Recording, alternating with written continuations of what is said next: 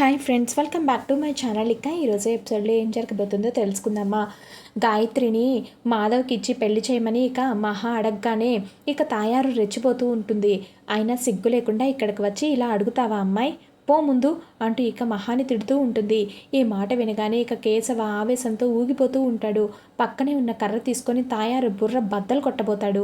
మా నాన్న ఏం చేసి జైలుకి వెళ్ళాడో నాకు తెలియదు, కానీ నేను మాత్రం నీ తల పగలకొట్టే వెళ్తాను.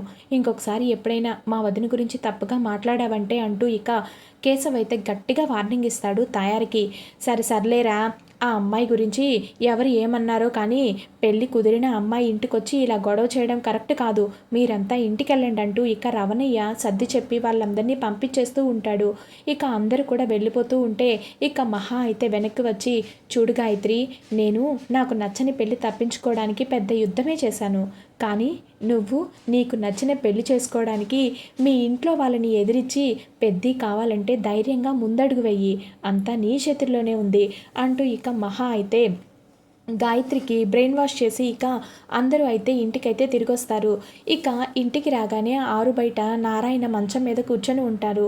ఇక రాగానే అందరినీ, వెళ్ళిన పని ఏమైందిరా, అమ్మాయిని అడిగారా, మీతో పాటు వచ్చేసిందా, వాళ్ళు చేసిన సన్మానం బాగుందా అంటూ ఇక వెటకారంగా అడుగుతూ ఉంటాడు. ఇన్నాళ్ళు నా పెద్దకడు మనసు తెలుసుకోకుండానే వాడి బాబు ఇక్కడున్నానా, ఏం తెలిసినా ఏం చేయలేం కాబట్టే ఇలా ఉన్నాను. వాళ్ళ ఆస్తులన్నీ వాళ్ళు అమ్ముకు దొబ్బి నా ఆస్తిలో మళ్ళీ వాటా కావాలని అడిగిన బెదవలు వాళ్ళు. అలాంటి వాళ్ళు ఎక్కడ నా పిల్లలకి నిలువ నీడ లేకుండా చేస్తారేమోనని రోజు ఇంటి ముందు ఇలా కాపలా కాస్తూ ఉన్నాను. అయినా వాళ్ళ సంగతి ఈ అమ్మాయికి తెలియకపోవచ్చు, మీకు తెలుసు కదా అని చెప్పి ఇక తన కొడుకుల్ని తిడుతూ ఉంటాడు నారాయణ అయితే. ఇక నారాయణ మాటలకి కేశవ్కి కోపం వస్తూ ఉంటుంది. అసలు నువ్వే సరిగ్గా ఉండుంటే అంటూ ఇక ముందుకు రాగానే ఇక మహా అయితే ఆగండి అంటూ ఇక చేయి చూపిస్తూ ఉంటుంది. ఆయన్ని ఏమైనా అంటే మాత్రం బాగోదు. ఆయనలో ఏదో తెలియని ఒక సంస్కారం, గౌరవం రెండూ ఉన్నాయి. కానీ వాటిని గుర్తించడం మీకు తెలియటం లేదు అంతే.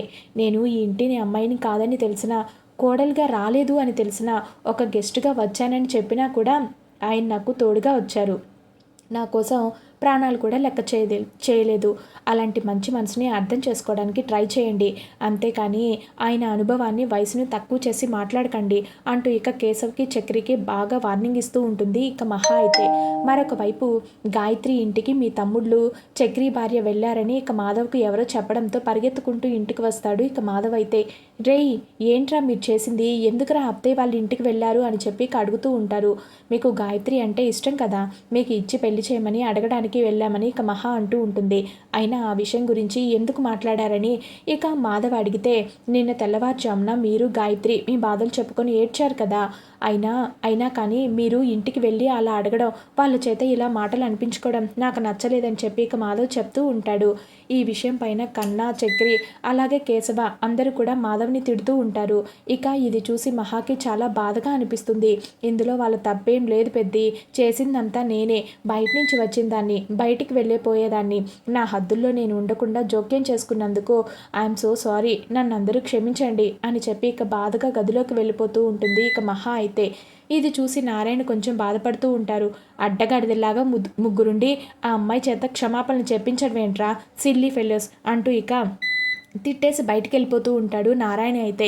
ఇక కాసేపటికి మాధవ ఒంటరిగా ఉండగా మహా అయితే వెళ్తూ ఉంటుంది. కోపం తగ్గిందా పెద్ది అని చెప్పి ఇక అడిగితే, కోపడ్డానికి నేనెవరినమ్మా అని అడుగుతూ ఉంటాడు. మీరు ఎవరని నన్ను ఇంత బాగా చూసుకుంటున్నారు, మీరు ఎవరని నేను మిమ్మల్ని పెద్ది అని పిలుస్తున్నాను. మీ బాధ చూడలేక నేను అక్కడికి వెళ్ళాను. గాయత్రిని ఇచ్చి పెళ్లి చేస్తారేమోనని అడగడానికే వెళ్ళాం. కానీ వాళ్ళు అంతలా రియాక్ట్ అవుతారని నేను అనుకోలేదు. వాళ్ళ గురించి నాకు చిన్నప్పటి నుంచి తెలుసమ్మా.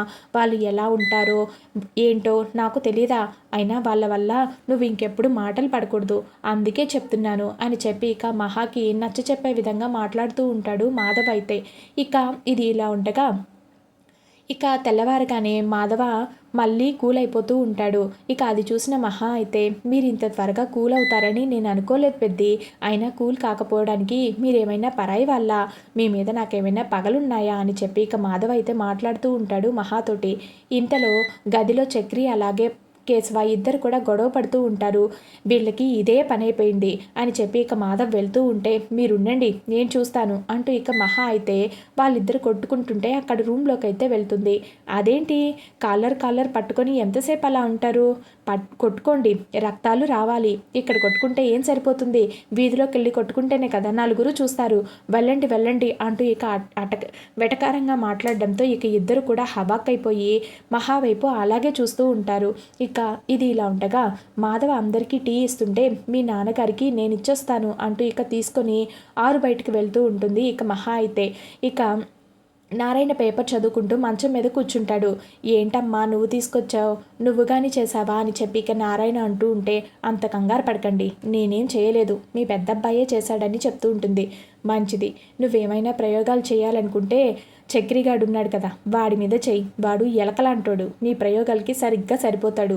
ఇదిగో ఈ కుళ్ళు జోకులు వేశారంటే నేను ఈ టీ తీసుకొచ్చి మీ నోట్లో పోసేస్తాను, ఏమనుకుంటున్నారో అని చెప్పి ఇక అంటూ ఉంటే దానికి నారాయణ పెద్దగా నవ్వుతూ ఉంటాడు. ఏంటి నా మీద కోపం తగ్గిందా అని చెప్పి ఇక మహా అడుగుతూ ఉంటే నీ మీద కోపడితే నాకు గుక్కెడు మందు కూడా దొరకదని నారాయణ సరదాగా ఆట పట్టిస్తూ ఉంటాడు ఇక మహానైతే. ఇక ఇది ఇలా ఉండగా సరే మీ కట్టు తీసి కొత్త డ్రెస్సింగ్ చేస్తాను ఉండండి అంటూ ఇక మహా దగ్గరికి వెళ్తూ ఉంటుంది నారాయణ దగ్గరికి. అది చూసి నారాయణ అయితే ఏంటమ్మా నువ్వా, వద్దొద్దు నేను చూసుకుంటానులే అని చెప్పి ఇక అంటూ ఉంటాడు నారాయణ. అదేం కుదరదు, మందు పుయ్యకుండా డ్రెస్సింగ్ చేయకుండా ఉంటే అక్కడ చీమ్ పట్టేస్తుంది, అయినా మీరు సరిగ్గా చేసుకోవట్లేదు, నేను చేస్తాను అని చెప్పి ఇక అందరినీ పిలుస్తూ ఉంటుంది. వద్దమ్మా వద్దు, ఒరేయ్ ఈ ట్రెండ్ రా అంటూ ఇక అందరి కొడుకుల్ని పిలుస్తూ ఉంటాడు ఇక నారాయణ అయితే. వీళ్ళున్నారు కదమ్మా వీళ్ళు చేస్తారులే అని చెప్పి ఇక అంటూ ఉంటాడు. దీంతో కేశవ చక్రి నారాయణ దెబ్బకి డ్రెస్ చేస్తూ ఉంటారు. అమ్మా నువ్వు అటు తిరిగమ్మా, నా పొట్ట చూసి నువ్వు నవ్వుకుంటావు, అది చూసి నాకు సిగ్గేస్తుంది అని చెప్పి ఇక నారాయణ అనడంతో ఇక దాంతో మహా అయితే దూరంగా వచ్చి అటు తిరిగి చూసి నవ్వుతూ ఉంటుంది, నించొని నవ్వుతూ ఉంటుంది.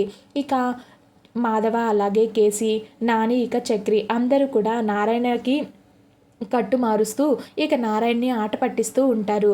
ఇక ఇది ఇలా ఉండగా ఇక కేశవ గ్యారేజ్లో పని చేసుకుంటూ ఉంటే ఇక అక్కడికి శైలు అయితే వస్తుంది.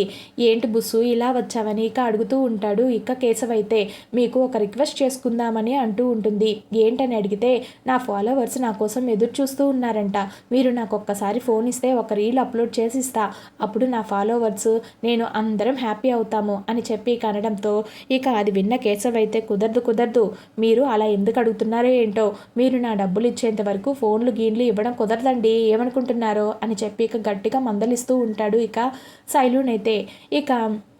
ఇక శైలు బతిమలాడటంతో ఇక కేశవ కుదరదని చెప్పిన చివరికైతే ఒప్పుకుంటాడు. కాను శైలు తన చేతికి కలిసి ఒక గొలుసు అయితే కట్టేస్తాడు. ఇక కేశవ చెయ్యి పట్టుకుని రీల్స్ చేస్తూ ఉంటుంది శైలు. కేశవికి మాత్రం ఏదేదో అయిపోతూ ఉంటుంది. ఇక శైలునైతే దగ్గర నుంచి చూసేసరికి ఇక కేశవ్ కూడా శైలు ప్రేమలో పడిపోతూ ఉంటాడు. ఏంటి ఈ అమ్మాయి మొదట్లో అయితే నాకు అస్సలు నచ్చేది కాదు, ఇప్పుడేంటో ఎంత అందంగా ఉంది, అబ్బా ఆ తోలు చూడి ఎంత తెల్లగా ఉందో అని చెప్పి ఇక కేశవ్ వైపు అలాగే చూస్తూ ఉంటాడు. కేశవ్ అయితే శైలు వైపు అలాగే చూస్తూ ఉంటాడు. ఇక ఇద్దరు కూడా డ్యూయట్ వేసుకుంటూ ఉంటారు. ఇక ఇది ఇలా ఉండగా ఇక అందరు కూడా బయట కూర్చుంటూ ఉంటారు. వాళ్ళతోటి మహా ఇలా మాట్లాడుతూ ఉంటుంది. మీ పెద్దన్నకి మనము బయట పెళ్లి సంబంధాలు చూద్దాం, ఆ గాయత్రి కాకపోతే ఇక లోకంలో పిల్లలే లేరా అని చెప్పి ఇక అడుగుతూ ఉంటుంది. అవును ఇదిగో ఈ మ్యాట్రిమోనీలో మీ అన్నయ్య డీటెయిల్స్ అప్లోడ్ చేద్దాం, మీ అన్నయ్య పూర్తి పేరంటే మాధవనే అని చెప్పి ఇక చెప్తూ ఉంటారు. ఇక అందరూ అన్నదమ్ములు చెప్పడంతో సరే మీ అన్నయ్యకి వయసు ఎంత, వయసు అంటే ఒక 32 ఉంటుంది అని చెప్పి ఇక కేశవ అలాగే చక్రి నాని అందరూ ఇక చెప్తూ ఉంటారు. సరే అని చెప్పి ఇక డీటెయిల్స్ అన్నీ ఎంటర్ చేస్తూ ఉంటే అప్పుడే అక్కడికి పెద్ద అయితే వస్తాడు. ఏంటమ్మా మళ్ళీ అందరు కూర్చొని ఏదైనా ప్లాన్ వేస్తున్నారా అని అడుగుతూ ఉంటే అవును నీకు పెళ్లి సంబంధాలు చూద్దామని మ్యాట్రిమోనీలో నీ పోస్ట్ అప్లోడ్ చేస్తున్నావు అని చెప్పి ఇక చెప్పడంతో ఇక అది విన్న పెద్ద అయితే హబాక్ అయిపోతూ అవేం వద్దమ్మా, నేను ఇప్పట్లో పెళ్లి చేసుకోను, నాకు చాలా బాధ్యతలు ఉన్నాయి అని చెప్పి ఇక చెప్తూ ఉంటే మాకు కూడా బాధ్యతలే ఉన్నాయి, నీ పెళ్లి చేయాలి, గాయత్రి నిన్ను కాదనుకుని పరాయి వాళ్ళని పెళ్లి చేసుకుంటుంది కదా, మరి నువ్వెందుకు చేసుకో, నువ్వు కూడా వేరొక అమ్మాయిని పెళ్లి చేసుకో అని చెప్పి ఇక మహా అయితే సలహా ఇస్తుంటుంది. ఇది ఫ్రెండ్స్ నచ్చితే ఖచ్చితంగా సబ్స్క్రైబ్ చేసుకోండి.